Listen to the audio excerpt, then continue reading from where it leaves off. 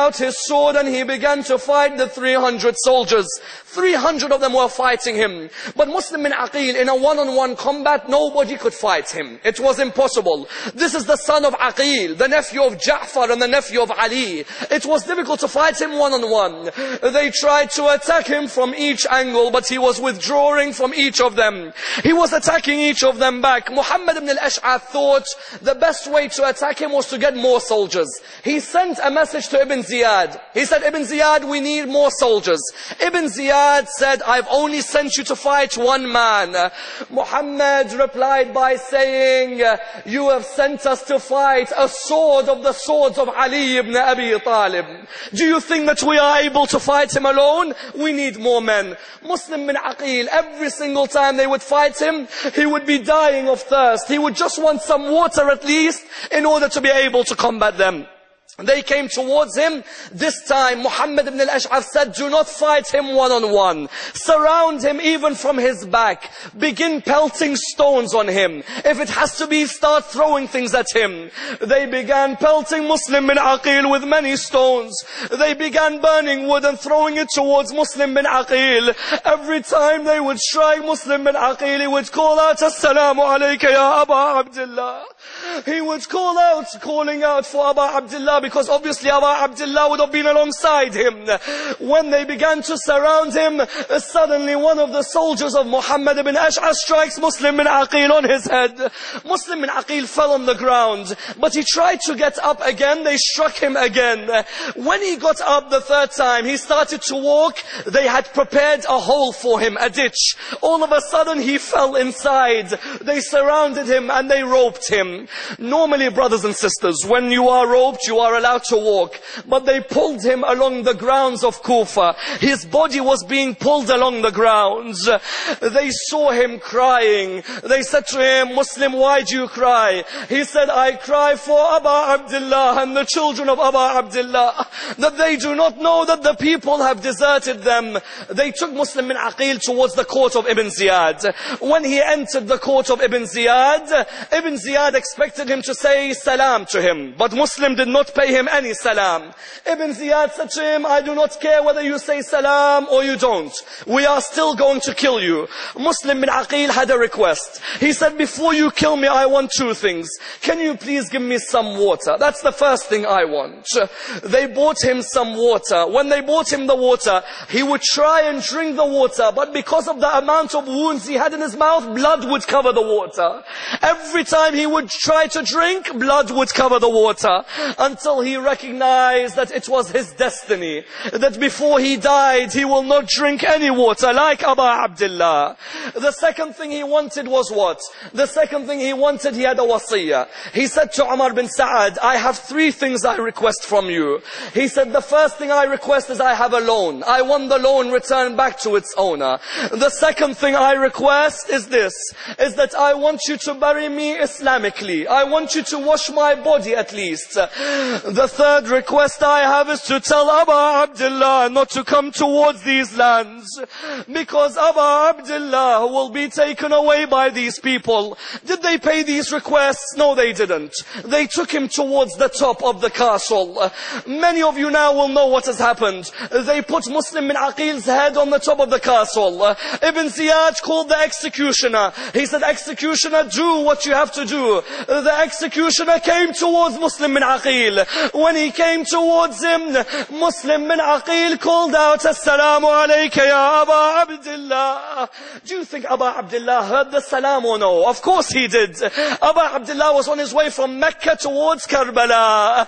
Aba Abdullah, all of a sudden he said, Wa alayka salam. Aba Abdullah replied. At this moment, Sayyida Zainab and Abu Fadl al-Abbas asked, Aba Abdullah, why have you said wa alayka salam? He said to them, because Muslim ibn Aqeel has just been beheaded in Kufa. Imagine now, there is a situation for Aba Abdullah which is very difficult. Muslim ibn Aqeel had a daughter called Hamida. Hamida was a young girl at the time, 8 years old. How hard is it to go and tell an 8-year-old your father has just been killed? Aba Abdullah, he called Sayyida Zainab. He said to her, Sayyida Zainab, go and bring me Hamida. Hamida came towards Aba Abdullah. Aba Abdullah, you are the father of the orphans. On the 10th of Muharram, you had to be a father for every orphan. But where was your father on the 10th of Muharram? Aba Abdullah, he bought Hamida. He patted Hamida on her head.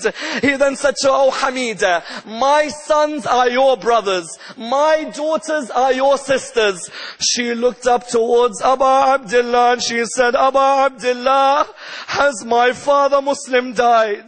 He said to her, Hamida, why? She says, because when you tap the head of a girl, it means that the girl has become an orphan. Aba Abdullah, tell me, has my father died? There is an interesting narration, and I conclude with this narration. Sukaina bint al-Hussein, when she saw Hamida was there, she was an orphan. Sukaina saw Hamida, began to cry when she heard her father had died. Sukaina came and she hugged Hamida.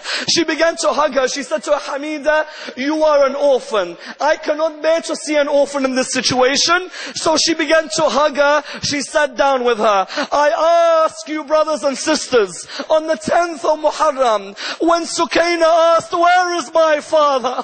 Where is Aba Abdullah? Who was there to come and hold Sukaina when she was sitting down? That's why hadiths narrate to us on the night of the 11th of Muharram, or on the night of the 12th of Muharram, when the companions of Imam al-Hussein, when the family, the prisoners, they were about to leave Karbala. They were all getting ready to leave. Imam Zain al-Abidin was trying to sit on his horse, but he would fall because he was ill. What happened was, there was a man by the name of Khuli or Khuwalla. He was in charge of the heads. Because he was in charge of the heads, he would have to put each of the heads on the spear. He went, he put each head, he came to putting the head of Aba Abdullah. A hadith narrates to us, he tried to pick up the head of Aba Abdullah, he couldn't pick it up. He tried again, he couldn't pick it up. He turned round, he went to Imam Zain al-Abidin. Imam Zain al-Abidin was ill. Imam Zain al-Abidin had chains around him. He said to him, Sajjad, your father, his head, I cannot move it. Your responsibility is to move your father's head. Imam Zain al-Abidin, can you imagine how hard it is for him to go and pick up his father's head? He went towards his father's head, he picked it up, he looked at his father's head. He began to speak to his father. He said, my father, why is it that you do not move from your position? Imams are able to talk with each other in these moments. Imam al-Hussein replied to him, I will not move from here because what? Because Sukaina is not part of the caravan that is leaving. You have forgotten Sukaina, go and search for her. Imam Zain al-Abidin turned around to Sayyida Zainab. A hadith narrates, he said to her, Sayyida Zainab, where is Sukaina? They turned around, they couldn't find Sukaina. Sayyida Zainab tried to stand up. Shimr bin al-Jawsham began to whip Sayyida Zainab. Sayyida Zainab again stood up, he again began to whip her. Sayyida Zainab then said, oh Shimr, I have to find the young orphan Sukaina. Shimr let her go. She started looking around. She saw Sukaina sitting down. Next to Sukaina there was a lady whose head was completely covered in black. Sayyida Zainab approached this lady. You all know where I am going. The Sayyida Zainab approached Sukaina. She saw Sukaina sitting on the ground with this lady whose head was covered all in black. Sayyida Zainab came and she hugged Sukaina. She said to her, Sukaina, we have to leave now. Then Sayyida Zainab looked at the lady whose head was covered in black. Sayyida Zainab said to her, oh lady, I do not know who you are, but I thank you for looking after Sukaina. Oh lady, will you not tell me what your name is, so that when I return to Medina, I will pray to my mother Fatima al-Zahra that she intercedes for you. Listen to the reply now. Who is this lady who is sitting in Karbala? All of a sudden the lady turns around to her. When Sayyida Zainab says to her, who are you? The lady turns around to her and says to her, oh Zainab, do you not recognize your mother Fatima al-Zahra? Do you think I would have left you alone on the plains of Karbala? Do you think I would leave my granddaughters with no one to look after them? Inna lillahi wa inna ilayhi raji'un. Sayalamu alladhina zalamu ayyuhum qalbun yanqalibun.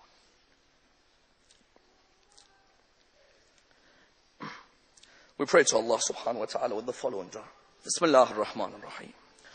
اللهم إنا نرغب إليك في دولة كريمة تعز بها الإسلام وأهله وتذل بها النفاق وأهله وتجعلنا فيها من الدعاة إلى طاعتك والقادة إلى سبيلك وترزقنا بها كرامة الدنيا والآخرة. اللهم ما عرفتنا من الحق فحملناه وما قصرنا عنه فبلغناه.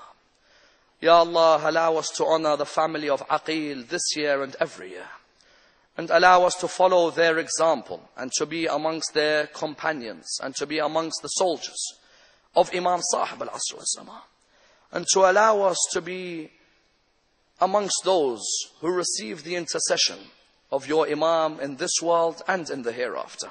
We pray to Allah subhanahu wa ta'ala to allow our sons and daughters to keep on the path of our 12th Imam, and to follow his message, and to follow his example, and to uphold his message, and to uphold the message of Aba Abdullah al-Hussein. We pray to Allah subhanahu wa ta'ala with a surah al-Fatiha, but before it the loudest of salawat.